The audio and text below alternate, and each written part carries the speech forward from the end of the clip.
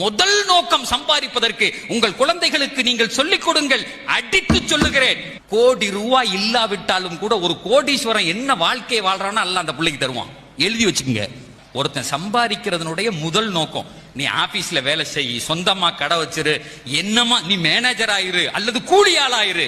பெருமானார் சொல்லுகிறார்கள், இஸ்திஃபாஃபன் அன் மஸ்அலா, நான் சம்பாதிக்கிறது கூலி வேலையாக இருந்தாலும் யா அல்லாஹ் யார்கிட்டையும் கையேந்த கூடாது, உன்கிட்ட மட்டும் தான் என்ன, அதுக்கு தான் இந்த சம்பாத்தியம் அப்படின்னு சொல்லணும்.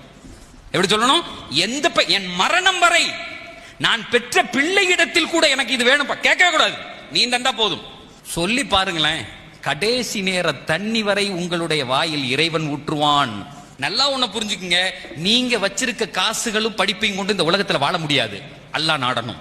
கோடி ரூபாய் இருக்கவன் கூட ஏதாவது ஒரு நோயில இழுத்து பட்டு செத்து போறான். அந்த பணம் பயன்படவே பயன்படாது. இந்த உலகத்தில் எதுவாக இருந்தாலும் இறை